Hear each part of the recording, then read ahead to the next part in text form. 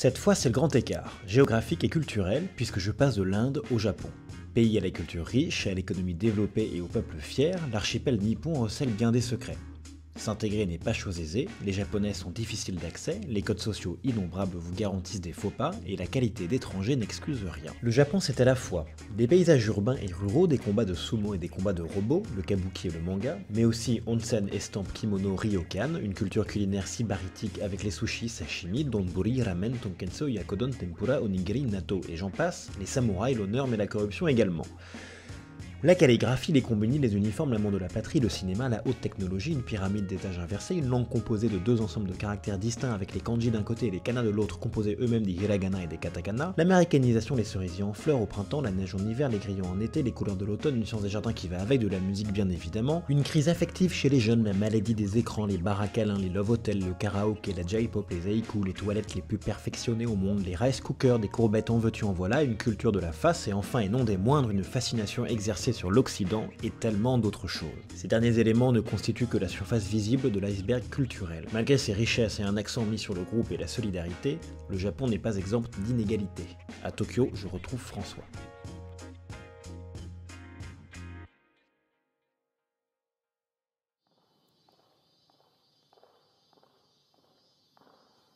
François a deux missions. 3 jours par semaine, il travaille pour la communauté catholique francophone du Japon, où il fait du caté et de l'aumônerie, visite des personnes en attente de régularisation de visa du centre de rétention de Shinagawa et rend différents services.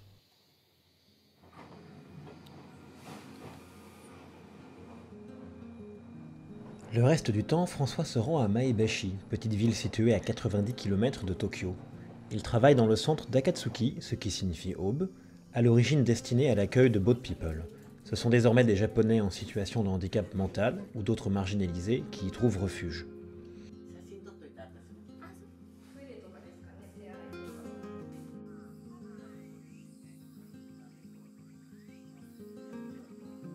Le centre a plusieurs activités. Dans un atelier, on travaille à démonter des ordinateurs, claviers et souris pour en revendre les composants.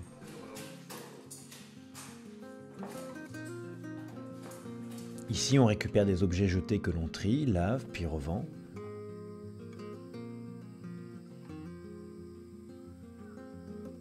Enfin, ailleurs, on fait pousser des fruits et légumes dont la plupart sont consommés sur place, tandis que le reste, lui aussi, est vendu. Par ces activités, on ne répare pas que les objets. Partir au Japon, quand on t'annonce ça, c'est un peu bizarre, comme on se dit le Japon c'est un pays super développé, qu'est-ce que je vais faire là-bas, quoi. Il m'a fallu un peu de temps même sur place pour me dire, il y a peut-être des choses à creuser. Déjà, c'est un pays où il y a peu de chrétiens, et puis il y a aussi, c'est aussi un pays où il y a beaucoup de non-dits et de discrimination. Et c'est pas forcément des choses qu'on voit comme ça à l'œil nu ou au premier abord. Il faut vraiment rentrer en profondeur dans la société pour pouvoir le comprendre. Et donc ça, au fur et à mesure du temps que je passe ici, je le découvre chaque jour un peu plus. C'est vraiment un pays où, d'un point de vue social, où il y a des choses à faire. Ça rend vraiment ma mission très intéressante ici au Japon, quoi.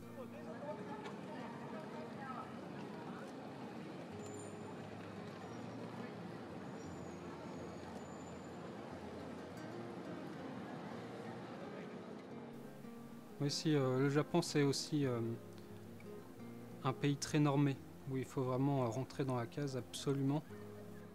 Et si on rentre pas dans la case, et ben oui, on est un peu mis à l'écart. Ça peut être le cas pour des personnes qui sont un peu handicapées ou voilà, qui peuvent avoir des maladies psychiques ou qui ont des comportements qui rentrent pas dans les normes, quoi. Et, euh, et du coup, oui, les Japonais les mettent un peu de côté. Il y a quelque chose qui est très important, c'est le côté groupe. Donc si tu n'arrives pas à t'intégrer dans le groupe, et ben forcément tu es mis de côté et personne vient t'aider.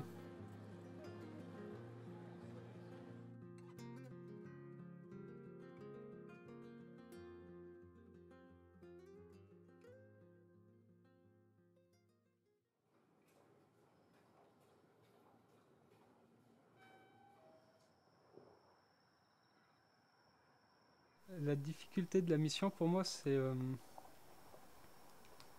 de s'intégrer dans la société japonaise. Il faut surtout pas brusquer les choses et vraiment prendre le temps.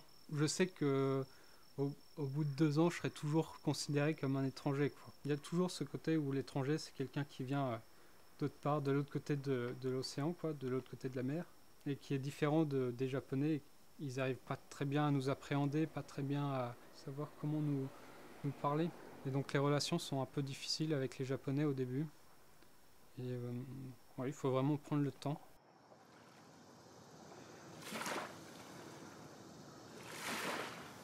François a décidé de renouveler sa mission et de rester 1 an de plus. Qu'est-ce qui me donne envie de renouveler? Parce que je suis ROSI, je me plais dans ma mission, que j'ai l'impression d'être utile. Et puis le fait aussi, au fur et à mesure du temps qui passe, d'arriver à mieux comprendre les Japonais, mieux comprendre leur société. Et j'ai envie de continuer à progresser dans ce sens, à toujours plus découvrir leur société, plus facilement à rentrer en dialogue avec eux. Oui, c'est une mission qui prend un peu de temps. J'ai déjà eu 3 mois de cours de japonais, donc j'ai un peu commencé ma mission dans le centre pour handicapés en décalé. Bon, j'ai commencé dans le centre, il a encore fallu prendre du temps pour que les personnes s'habituent à moi, qu'ils arrivent à m'accueillir, quoi. Qu'au début, je logeais pas sur place, je logeais chez un prêtre français qui habite à côté. Et maintenant, voilà, ils me connaissent bien, je peux dormir sur place, il n'y a pas de souci. Il y a besoin de temps pour développer des relations au Japon, quoi. Ça se fait pas d'un claquement de doigts, quoi. Il faut vraiment que les personnes apprennent à te connaître et à te faire confiance.